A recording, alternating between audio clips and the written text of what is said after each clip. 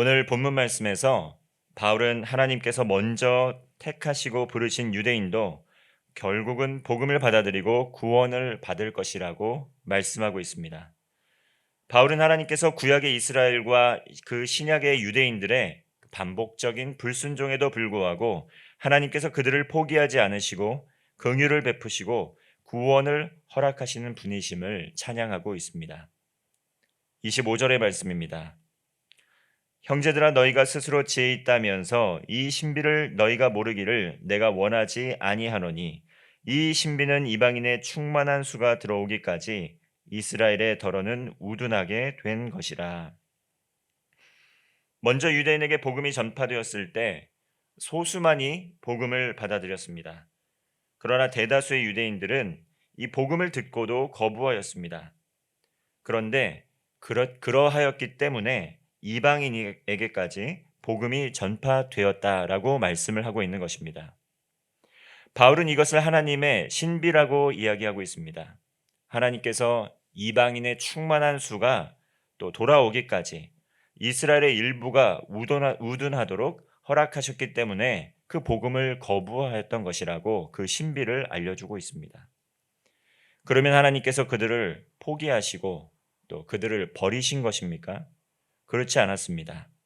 결국 남은 이스라엘도 때가 되면 마음을 돌이키고 하나님께 돌아와 구원을 받게 될 것입니다.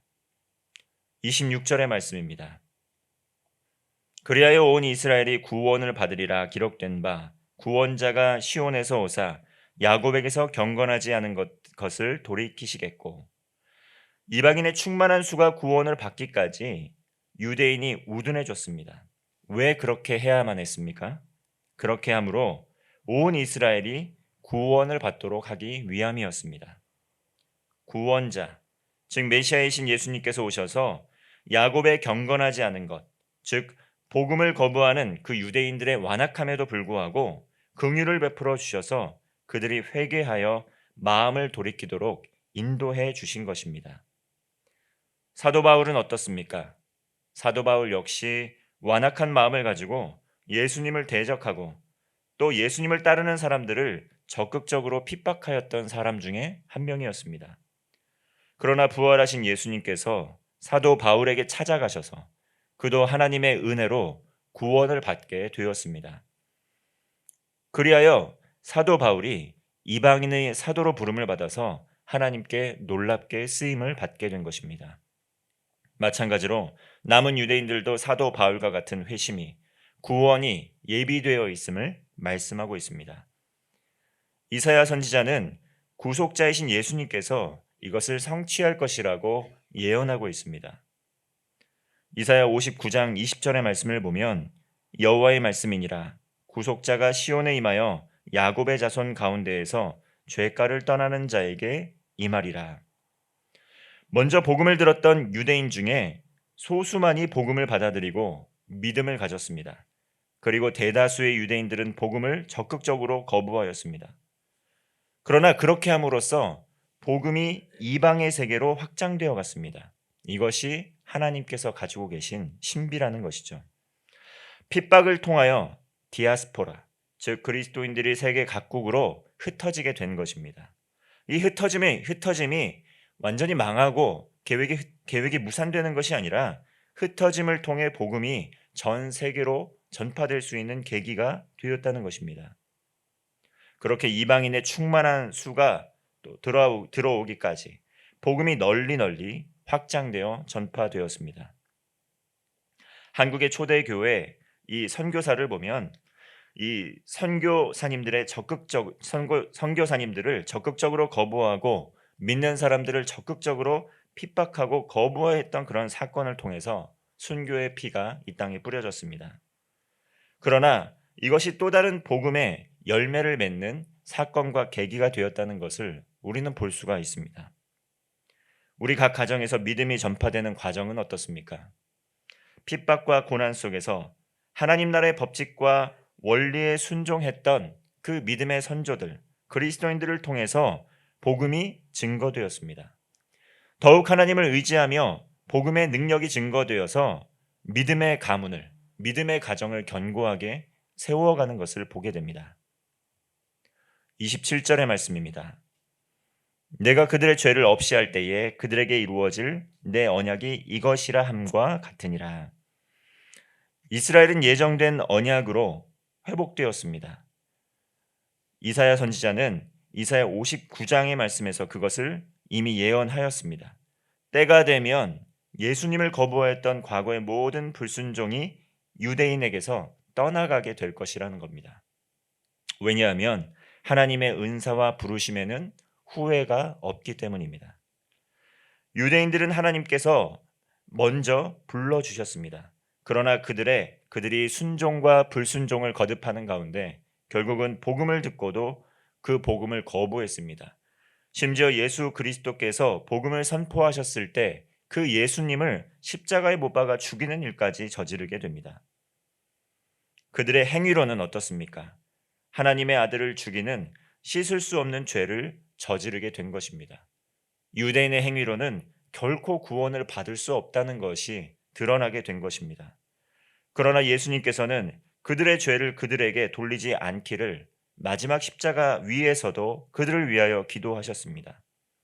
십자가에 달려 죽으시고 부활하신 예수님께서 제자들에게 나타나시고 미션을 주셨습니다.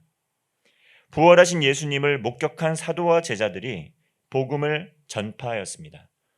예수님의 사후 부활하신 예수님께서 또 그 제자들에게 사명을 주셨지만 그 사명을 가진 제자들이 복음을 전파할 때에도 대다수의 유대인들은 끝까지 복음을 거부합니다. 그러면 그것으로 끝이 난 것입니까? 그렇지 않다라는 것이죠. 오늘 본문의 말씀은 하나님의 은사와 부르심에는 후회가 없다라고 말씀하십니다. 먼저 떠나갔던 이스라엘이 결국은 다시 돌아오게 될 것입니다. 하나님의 긍휼을 입게 될 것입니다. 우리 29절의 말씀을 함께 합독하겠습니다. 시작. 하나님의 은사와 부르심에는 후회하심이 없느니라.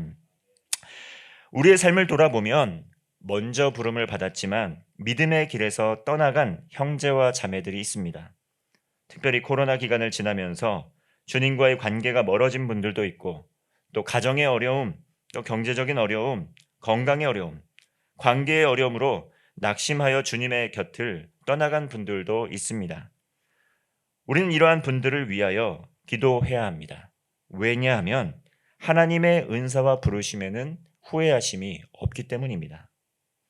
하나님께서 긍휼을 베풀어 주시고 회복되고 치유되도록 우린 그들을 위하여 기도해야 된다는 것입니다. 지금은 또 볼 수 없고 이루어지지 않을 것 같지만 그 하나님의 지혜와 지식, 그 하나님의 계획, 그 하나님의 판단을 우리가 헤아릴 수 없다는 것입니다. 33절부터 이 36절까지의 말씀은 우리가 헤아릴 수 없는 크고 놀라운 하나님의 위대하심을 찬송하는 바울의 찬양의 고백이 담겨 있습니다. 33절의 말씀입니다. 깊도다 하나님의 지혜와 지식의 풍성하며 그의 판단은 헤아리지 못할 것이며 그의 길은 찾지 못할 것이로다. 하나님의 지혜와 지식의 풍성함과 판단은 우리가 감히 헤아릴 수 없다는 것입니다. 하나님의 길을 우리가 찾으려고 노력을 해도 우리는 그 길을 찾기도 어렵다는 것입니다. 왜냐하면 하나님께서 초월자가 되시기 때문에 우리 지식의 한계, 우리의 생각의 범위를 뛰어넘은 계획을 갖고 계시기 때문입니다. 하나님께서는 우리의 모든 생각과 이해의 범위를 뛰어넘는 일을 지금도 매일의 삶에서 이루고 계십니다. 그러므로 우리는 하나님의 일을 완전히 깨닫고 완전히 이해한다는 것은 불가능합니다. 그러므로 하나님이 하시는 일을 우리가 알려주시고 그 일을 우리가 깨닫게 될 때 하겠습니다 라는 것은 애초부터 어렵다라는 것이죠. 하나님께서 어떻게 일을 행하실지 그 길을 찾는 것도 매우 어렵습니다. 그러므로 우리는 하나님 앞에 어떻게 살아갈 수 있습니까? 늘 겸손하게 깨어있고 우리를 향하여 말씀하시는 그 하나님의 말씀에 귀를 기울이며 경청하며 하나님과 동행하는 그러한 삶의 자세와 태도를 가져야 된다는 것입니다. 34절의 말씀입니다. 누가 주의 마음을 알았느냐? 누가 그의 모사가 되었느냐? 누가 주님의 마음을 헤아릴 수 있느냐? 이렇게 반문하고 있습니다. 누가 주님께 모사, 즉 주님께 조언할 수 있는 조언자가 될 수 있느냐? 이렇게 말씀하고 있습니다. 주님께서 하시는 일이 잘못되었다고 누가 감히 하나님께 충고하거나 누가 하나님의 계획을 하시라고 요청할 수 있냐는 것입니다. 그 하나님의 계획 우리가 다 헤아릴 수 있습니까? 하나님께서 하시는 일의 길을 우리가 다 찾으며 나아갈 수 있습니까? 그것을 알지 못하는 우리가 어떻게 그 하나님의 마음을 알아서 하나님의 마음을 판단하고 하나님께 이렇게 하셔야 된다고 주장할 수 있냐는 말입니다. 36절의 말씀입니다. 이는 만물이 주에게서 나오고 주로 말미암고 주에게로 돌아감이라. 그에게 영광이 세세 있을지어다. 아멘. 사도 바울은 하나님의 주권, 만물의 처음과 끝이 되시는 그 하나님의 주권을 인정하고 있습니다. 모든 것이 하나님께서 허락하신 것이라는 그 겸손의 고백, 그것이 바울에게 있었던 것입니다. 주께서는 만물의 시작과 끝이 되십니다. 하나님께서 온 세상을 창조하셨고 통치하고 지금도 여전히 다스리고 계십니다. 그러므로 모든 그리스도인은 겸손하게 하나님의 주권을 인정하며 나아가야 된다는 것이죠. 지금 일어나는 일들에 대해서 먼저 낙심하거나 먼저 염려하거나 먼저 걱정하는 것이 아니라 하나님의 뜻과 계획을 신뢰하며 하나님 나라의 소망을 가지고 주님 앞에 나아가야 된다는 것입니다. 말씀과 기도에 힘쓰고 우리에게 위탁하셨던 그 사랑의 계명, 서로 뜨겁게 사랑하며 주님의 일을 매일매일 주어지는 우리의 삶의 그 일을 감당하며 나아가게 될 때 하나님께서 비로소 우리를 통해 하시는 일들을 깨달을 날이 오게 된다는 것입니다. 하나님께서 하시는 그 말씀을 들을 수 있고 성령 하나님께서 매일의 삶에서 말씀과 기도의 자리, 또 뜨겁게 사랑하는 성도의 교제의 자리에서 깨달을 수 있는 지혜와 은사를 계시하여 주신다는 것입니다. 어떠한 삶의 자리에 있든지 어떠한 형편에 처해 있든지 하나님의 부르심에는 후회가 없다는 것을 기억해야 합니다. 그리고 현재 우리의 삶에 일어나는 일에 대해서 속단하지 않고 하나님의 뜻을 알고 하나님의 뜻을 이루기에 힘쓰며 하나님께 영광 돌리시는 성도의 삶 되시기를 바랍니다. 기도하겠습니다. 하나님 아버지, 불순종의 죄로 죽을 수밖에 없는 저희에게 긍휼을 베풀어 주시고 구원하여 주심에 감사를 드립니다. 하나님의 주권을 인정하며 겸손하게 말씀 듣고 순종하며 주님의 뜻을 이 땅에 이루는 성도의 삶 되게 하여 주옵소서. 매일의 삶에서 일어나는 이해할 수 없는 일들이 참으로 많습니다. 그러나 모든 것 주님 손에 맡겨드리고 그 주님의 신비 가운데 매일의 삶에 십자가를 지고 믿음으로 걸어가는 성도의 삶 되게 하여 주옵소서. 하나님의 은사와 부르심에는 후회가 없음을 고백합니다. 하나님의 때와 시기를 분별하며 날마다 각자의 십자가를 지고 하나님께서 주시는 성령의 능력으로 부활의 소망을 가지고 믿음으로 담대히 살아가는 성도 되게 하여 주옵소서. 오늘 우리의 삶에 보내주신 영혼들을 위하여 기도합니다. 복음을 거절하고 거부하는 완악한 마음을 부드럽게 하여 주시고 주님의 복음을 듣고 회개하여 구원받는 은혜 허락하여 주시옵소서. 가정과 교회, 학교와 직장, 모든 삶의 현장에서 복음이 증거되어 구원받는 이들이 날로 더해감으로 하나님께 영광 돌리는 삶 살게 하여 주옵소서. 예수님의 이름으로 기도하옵나이다. 아멘.